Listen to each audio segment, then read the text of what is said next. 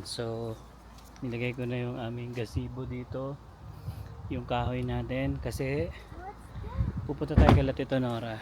So makikilagay tayo kasi bukas marami tayong dala. Ayan. So ang dala kasi nila sasakyan guys yung truck ni Tito Jun. So maluwag yun. Kaya sabi ko kung pwede makilagay nga na tong kahoy namin at saka tong gazebo para bukas kasi magka-camping tayo. Ayun no, napaka tindi ng sikat ng araw dito. 7:30 na guys ng gabi. Yeah. Yeah. And currently ang weather natin no, 31 degrees Celsius. And kaya t-shirt at shorts tayo ngayon. So yun nga, na-mention ni Alwin, lalabas lang kami saglit para makilagay ng mga excess na gamit. Given na, syempre, mas maliit yung sasakyan namin. Tapos, 4 na kami ngayon na magka-camping. Dati na pagkakasya natin yan with all the stuff. Kasi, nagagamit natin yung upuan sa likod. Kasi si Zion lang naman yung nandyan sa likod. Nandito na si Mami, diba? So, magiging limited yung space. Tapos, ito nga, nagdagdag na si Alwin ng mga camping materials. Yung gazebo, ang haba-haba. Tapos, yung nga ang daming like kahoy for the bonfire. Yung kahoy kasi guys, galing yung sa work ko. Hiningi ko doon sa boss ko. So yeah, kailangan natin kasi kaysa bumili tayo kasi doon sa pupuntahan naming camp site, binibili yung yung kahoy. Right, oo. So, better na mag-ready kami ng kahoy na pinapamigay lang, 'di ba? Rather than doon pa bumili. Tapos yun, mapagastos ka pa. So, ito kasi pamigay na lang naman siya. So, saglit lang naman to. Kaya hindi na kami nagbihis no, pambahay na lang to. And yun, konting oras na lang masasabi na natin na thank God it's Friday. Uy, salamat naman. Ayan. At ito ang first camping natin for this year. Huli na. Ayan. Pero syempre, better late than never. Nag-check nga kami ng weather kasi unang-una or previously, ang nagiging forecast maulan. Kaya nagiging sad kami na first camping, tas maulan na. So, buti na lang, nawala na yung ulan ng Saturday, pero yung forecast na move siya ng Sunday. Pero sa amin, okay na yun kasi pauwi na kami noon. So, ang mahalaga lang naman, syempre, makapag-banding, ma-enjoy yung time together with friends and family. And sana, wag nga tayo bagyuhin or ulanin doon. Yan. So, feel ko, walang signal during that time. So, ewan ko kung makapag-upload tayo. Yan, we will see. Yeah. Pero ang kagandahan lang din kasi dito guys sa pupuntahan namin, malapit siya dito sa Calgary. Kapag may maiwan kang unan, pwede mo kunin, parang ganun. Last year nakaiwan kami ng unan, alam nyo ba yun? Hindi na natin binalik. Oo, kasi buti na lang din yung airbed namin, may para na siyang pillow, like naka-elevate siya ng konti. So, naka-survive kami for that camping. Pero ngayon magdadala rin kami kasi si Mami din ay hindi nakakatulog yan kapag walang unan. Yan, syempre may mga needs, di ba tayo? Yung mga hindi natin ma-let go para makatulog. Meron akong friends na hindi makatulog nang walang kulambo sa paa. May ganyan din ako. Si Justin, tsaka si Scott. Pinsan ko rin. Oo. So, sabi ko, ay, may mga ganun talaga kasi hindi lang isa, di ba? Kundi marami tayong mga nagiging kakilala na may comfort pala talaga kapag meron kang net na yung kulambo sa paa. Kinakaskas kasi yung paa niya. So, kayo din ba? Ano ba yung mga like mannerisms nyo? Mga ritual para makatulog na mahimbing? Or kapag wala yun, hindi kayo makatulog? Si Zion meron. Yung kukoy. Yung unan. Yung dulo. Ginaganon niya. So, yung corner ng punda, pwedeng gaganyan-ganyanin niya. O kaya ito yung sa pala niya gaganon So, yun yung kanyang pampatulog. Yan. So, kami naman, yan, ready na tayo. Ang pampatulog lang natin, pagod. Yan, basta diretso higa na, komportable, at hindi ka ganun lalamigin, okay na tayo. So, in case lumamig sa gabi, kasi nga may pwedeng ulan kinabukasan, ay may dala rin tayong heater. Kung mainit naman, may mini electric fan tayo na rechargeable. Yan, so all set. Yan, tomorrow, abangan nyo yung next vlog natin ay, yan, magpe-prepare na tayo papunta sa ating camping. So, ito na, ipababa na lang ni Alvin ang kagamitan at busy sila Tita Nora at Tito Jun today. Yan. So, ito yung ano pala, yan yung, ano ba to? Yung mga kahoy namin na sobrang dami. Yan. Kaya makikilagay kami sa kanilang pickup truck. Yeah. Yeah? Are you excited? Can I sit by the side? No! Can I sit in your lap? No! So, yan guys, na ilagay na natin ang mga gamit na ipapasabay natin sa kotse nila Tito Jun. And now, papunta kami sa gasoline station. Magpapakarga na kami ng gas ngayon para pagtapos sa work ni Alwin, tomorrow ay diretso na siya sa bahay para pick upin kami, kunin yung gamit, and diretso tayo sa campsite. So, feel ko kami yung pinakahuling darating sa group namin kasi nga sagad-sagad yung oras ni Alwin. Yung iba mauuna na doon ng mas maaga, which is great, no? Para makapag-set up na rin sila ng tent. Kami hahabol na lang din. Kasi nga, syempre, because of work. Yan, excited na rin kaming lahat. Pero sa Saturday, naka-leave tayo. Yes, so nag-leave si Alwin. Legit yan. Kasi, ano lang to ngayon lang ulit tayo magka-camping. So, yung mga ganitong bagay, binibigyan na rin talaga namin ng oras. Kasi, alam nyo yun, kapag nag-winter, hindi mo na maibabalik ang init ng panahon. So, dapat i-enjoy rin natin. Kaya, yan, may mga iniipon pa tayong leave or sinisave na leave para sa mga susunod na linggo din, yan, before tuluyang lumamig ay maka-travel pa tayo. Yan. So, speaking of gasolina, yan, na-note namin ni Alwin na bumaba ngayon yung presyo ng gasolina. Nasa 144 na lang. So, siguro sa Costco, mga 141, 140. Depende, oo. Kasi iba-iba rin talaga. Kahit may discount kami, minsan yung iba pa nga mas mura pa sa Costco. Minsan, yan, mas mataas. And speaking of mga presyo, nako, ito na nga po yung balita na naman na makakaapekto ng malala sa mga susunod na linggo or buwan dito sa Canada. Yan, and maraming maaapektuhan because of, yun nga, yung trade war and yung pag-i-impose ng napakalaking tariff ng US sa Canadian goods. And yun, since nag-fall or hindi naging maganda yung like negotiation, walang nangyari sa trade deal, ay gagante. Like parang somehow retaliatory. So, kung binigyan nyo ng 50% tariff yung Canadian goods, sabi ng Canada, sige, bibigyan rin namin or i-imposean din namin ng up to 50% tariffs yung mga US goods. So yun, kung nakikita nyo yung mga interview ng mga government officials natin dito, papatawan din nila ng tariff yung US goods dollar for dollar. So kung magkano ini-impose nila sa Canadian goods, sige, yun din yung i-impose natin dito sa US goods. Kasi yun nga, parang ito nga, hindi tayo magpapaapi yun sabi nila sa US. So hindi tayo magbe-bend sa unreasonable offers nila.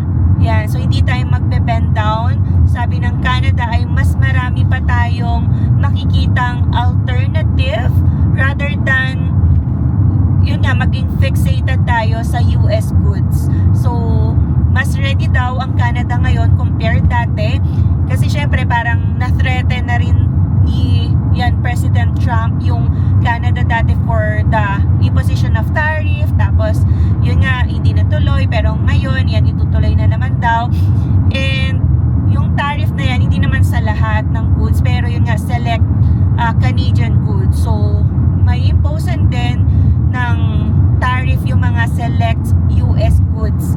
Kaya kung meron namang katapat na Canadian brand yung isang product, 'di ba? And same quality lang din naman, di tangkilikan na natin ang like mga Canadian brand. So, yun ang hinihikayat sa atin para syempre hindi tayo magpatalo sa yan ginagawa sigurong yan term nila pambubuli ng US. So parang sa Pinas lang din, no, may pambubuli na ginagawa ang China, yan parang makuha yung mga like mga isla, yung mga dagat, 'di ba? So ngayon parang may narinig pa ako. Yung Lake Ontario, pinangalanan ni President Trump na Lake of America na. Na parang yung South Philippine Sea natin, ginawang South China Sea ng China. So, di ba, may mga ganun na, Diyos ko, nag-e-exist na yan for centuries already na Lake Ontario yung tawag. Tapos biglang sa isang announcement, iba na ang pangalan, di ba? So, hopefully, hindi magtagal yung trade war.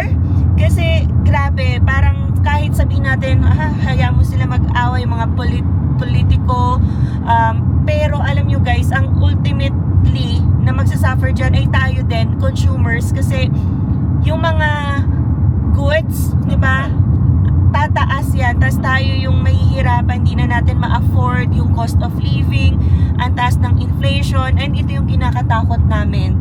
Kasi dati, di ba, natakot na rin kami dahil sa trade war nga, and yan, imposition of tariffs. Pero ngayon na naman, na naman ako, parang natinanong ko nga si Alwin, kapag yan nga, nangyayari nito, may effect ba yan sa work mo? Naku, baka mag-lay off na naman, mag-slow down na naman yung company mo, kasi yung company mo, US related siya. Yes, US. Yung mother company pa yon, nandun yung pinaka-company. So yun, di ba? Like, with a, like, tarnished or strained relationship ngayon ng US and Canada, paano na yun? Pero naalala mo, tinanong ko na yan dati sa boss ko. Oo. Noong time na may yung talagang boom yung tariff nung nakaraang taon. Yung issue. Kasi parang nanonood kasi ng vlog namin yun guys. So parang may nabasa sa thumbnail namin na parang nag-aalala ako sa trabaho. Oo. Then kinausap niya ako, sabi niya sa akin. Sabi niya, hindi ko naiintindihan yung vlog mo, pero parang ganun yung pinupunto mo. Kasi ano yan syempre, Canadian. Tapos ang sagot niya sa akin, huwag kang mag-alala, hindi tayo Magli-lay off, sabi niya.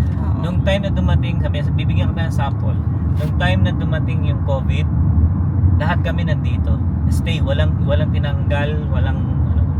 Kaya don't worry, sabi niya. Hindi mangyayari yun. Hopefully. Yan. Kasi Sana yung sa guys, kanila naman, yun nga, US goods ba lahat? Or, Hindi naman lahat. pero, di ba, sa akin hindi ko pa siya maalis sa isipan ko yung worry din. Kaya sabi ko, manage din yung expenses, yung sa bills, kasi hindi mo alam kung kailan darating, di ba? Parang wala naman to dati sa history ng Canada and US. They have good relationship, elbows up pa nga daw. Ito yung friends talaga or ally sa lahat ng nangyayari. So US and Canada, given na magkapit-bahay lang yan. Pero ngayon, parang hindi nga nagkakaintindihan, and ito tinatawag na meron tayong trade war with US. So yun, nakakatakot talaga. Alam nyo, kung nakikita nyo rin naman yung mga balita, so maraming pwedeng mawalan ng trabaho. So hindi imposible yan. Kaya dapat ready din tayo, hindi tayo pa-easy-easy lang sa budget natin. Let's be aware or be ready with our emergency funds kung mangyari yun. Kasi alam niyo yun, looming, ayan, upcoming na ang magiging effects ng trade war.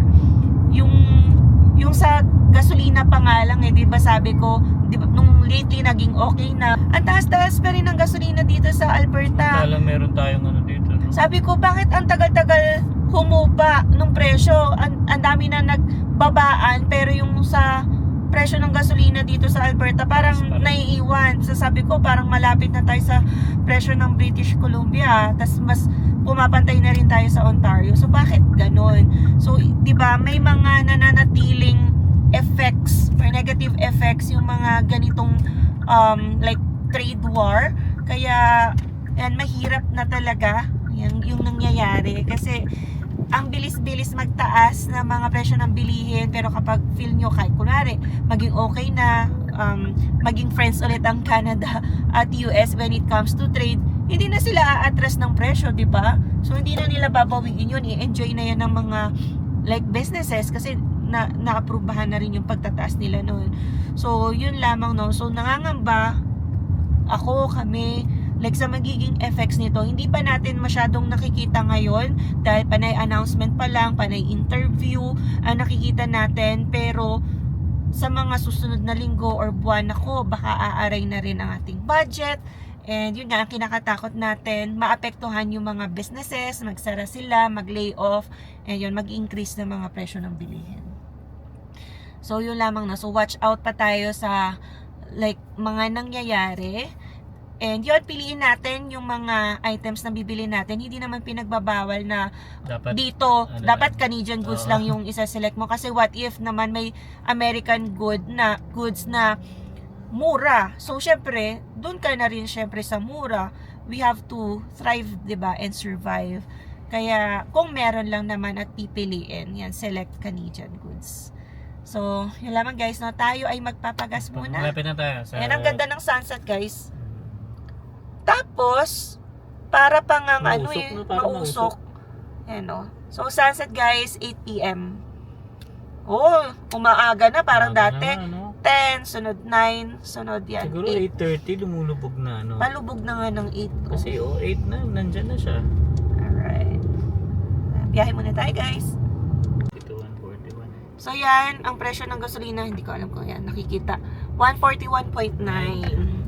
So, pwede na, no, bumaba na kasi Oo. 180 yan last time. Sakit dati, 179, ganun.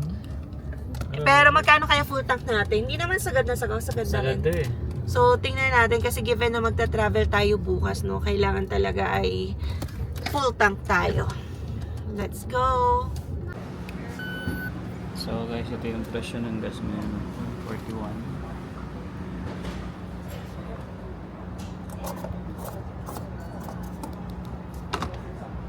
Yes, sir. Ngayon na ulit tayo mapapagas ah.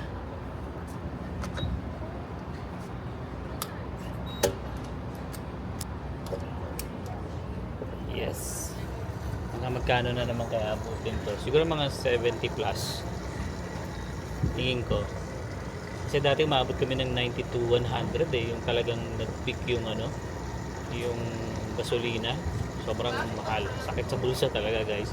Tapos parang every 10 days napapagas to.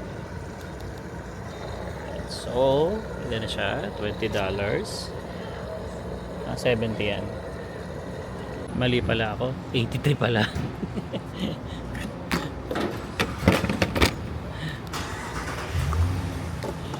Kinulang tayo ng $10. So yun guys, no, naka 83 tayo ngayon sa full tank na gas. Pwede na yan kasi dati umabot tayo ng 98, 100 maximum pa. 100. And for a full tank.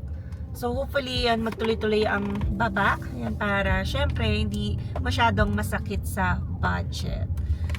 Alright, so yan, pauwi na tayo. Natetempt pa nga kami kanina bumili ng something sa Costco, pero sabi namin sige wag na kasi marami na rin tayong ipe-prepare. And very grateful kami kay Mami kasi magluluto ulit siya para sa amin. Kasi may toka-toka kami na group of friends kung ano yung assignment, like dinner and then tomorrow's breakfast, lunch, and dinner. So kami pang Saturday pa na dinner.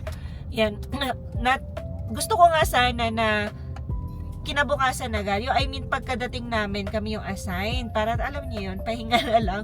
Tapos na, kaya lang kasi kami yung mahuhuli eh. So, baka magutom na ang aming group. Wala pa kami. Kaya, sabi ko, kinabukasan na lang. O, tsaka mahirap din kasi kung tayo. Kasi, magtatayo pa tayo ng tent. Yes. Pagdating na. And everything. So, at least yung mga mauna, yan, sila yung Sila na yung makapag-prepare for the dinner kung sila yung may assignment. Yes, sir. Alright guys, so lubog na yung araw. Yan, gabi na talaga. 8:50 na. And yan, maraming salamat sa pagsubaybay ninyo sa aming vlog for today. Ayan, abangan nyo ang aming susunod na vlog.